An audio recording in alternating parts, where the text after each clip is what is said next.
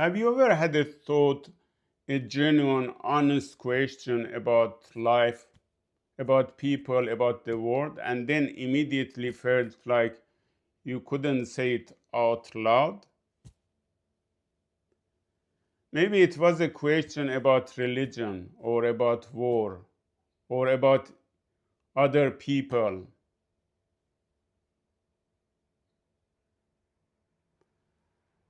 You think about the questions, you don't know the answer, and you keep it to yourself because you are worried about what people might say, because that question felt too big or too uncomfortable or maybe just too honest. My name is Yavard Ghani. I wrote a book called Questions Humans Are Afraid to Ask. And today I want to explore some of those big, uncomfortable, important questions with you, openly, honestly, without judgment. Because I believe the questions we are most afraid to ask are usually the ones we most need to think about. First, why are we afraid of asking questions in the first place? Think about it. As children, we asked questions constantly. Why is the sky blue? Why do people die? Why do some people have more than others? We asked without embarrassment, without filters. We just wanted to know. But somewhere along the way, something changed. We learned that some questions make people uncomfortable. Some questions challenge what others believe. And some questions can feel threatening. So we stop asking. We go along with what we were told. We keep the big questions quietly tucked away in the back of our mind, coming out occasionally at 3 in the morning when we cannot sleep. But here is the thing, those questions don't go away because we stop asking them out loud. They stay with us. They shape how we feel about ourselves, about other people, about the world. And I genuinely believe that a person who asks difficult questions and sits with the discomfort of not always having an answer is living a more honest, more thoughtful, and ultimately more peaceful life than someone who never asks at all. So let's ask some of those questions together right now. Let's start with belief and specifically religion. Here is a question a lot of people have, but very few say out loud. Is there a God? Why is there so much suffering in the world? This is one of the oldest questions in human history, and I'm not going to stand here and give you a definitive answer because there isn't one. Different religions, different philosophers, different cultures have so many different ideas about these questions. But here is what I found interesting. The fact that this question makes so many people uncomfortable tells us something. It tells us that most of us, regardless of what we believe, carry a deep sense that the world should be fair, that suffering should mean something, that there should be some kind of justice. Where does that sense come from? That is itself a fascinating question. Now, let me talk about identity, about who we are. Here is a question I find genuinely fascinating. Who are you without all the labels? Think about the labels you carry: your nationality, your religion, your job, your political views, your family role, your ethnicity. Now imagine just for a moment that you removed all of them. If you took away every label that was given to you or that you chose, what would be left? Who would you be?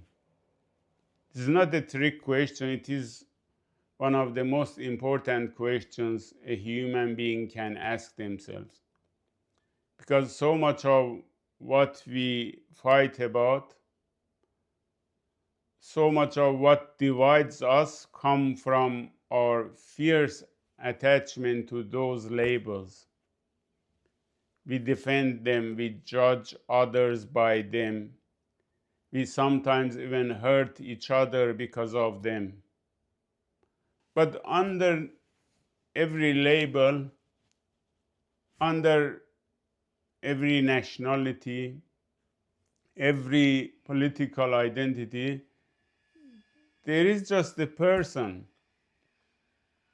a human being who gets cold, gets hungry, gets scared, loves their children, and one day will die. That shared humanity is not nothing. In fact, I would argue it is everything. Here is another identity question that many people find uncomfortable. Have I ever benefited from something that was unfair? Unfair to someone else? This one is hard because most of us think of ourselves as good people, and we are.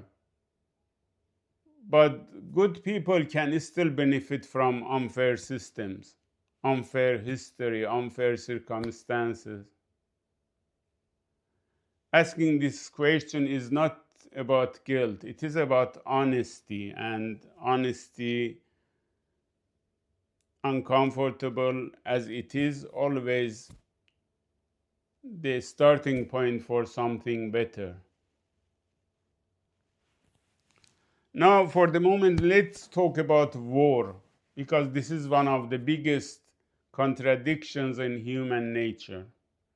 Here is the question: why do humans keep going to war when we all know it causes nothing but suffering? And every war has caused enormous pain to soldiers, to families, to the entire generations of ordinary people who had nothing to do with the decision that started it. And yet, wars keep happening over and over again in every country, in every part of the world. Why? The honest answer is complicated. Wars happen because of power, because of resources, because of fear, because of old wounds. It is much easier to see the people on the other side as different, as less human, than to see them as people just like us. Because if you, for example, sat an ordinary Iranian and ordinary American in a room together with no politics, no history, no flags, no leaders, they would probably find they had more in common than not. The same worries, the same hopes, the same love for their families. It is much harder to go to war with someone you know, which makes you wonder if more of us actually knew each other across borders and cultures and languages, would the world look different? I think it might. And finally, the biggest category of all, human nature. Here is a question I find endlessly fascinating. Are humans basically good or basically selfish? Look around and you can find evidence for both. On one hand, humans invented hospitals and art and music and friendship. Ordinary people risk their lives for strangers every single time. Parents sacrifice everything for their children. People who have almost nothing share what little they have. On the other hand, humans also invented weapons of mass destruction, slavery, corruption, cruelty on a scale that is almost impossible to comprehend. So, which is it, good or selfish? I think the honest answer is both. At the same time, in the same person, you and I are both capable of extraordinary kindness and extraordinary selfishness at the same time, something sometimes in the same day. And maybe that's not a depressing conclusion. Maybe it is actually hopeful one, because if we are capable of both, then we have a choice every day, every moment. Which part of our nature are we going to act from? That's not a small question. That might be the most important question of all. This book, Questions Humans Are Afraid to Ask, is the book which is full of questions like these. It doesn't tell you what to think, it doesn't push any particular belief or political view. What it does is invite you to think, to sit with difficult questions, to be honest with yourself about things most people prefer to leave unexplained. Because I believe that the person who asks hard questions, even when it is uncomfortable, even when there are no easy answers, is a person who is genuinely trying to understand the world. And we need more of those people right now. Not people with the answers, people with the courage to keep asking. So, this book, Questions Humans Are Afraid to Ask, is available on Amazon right now and in the link in the description below.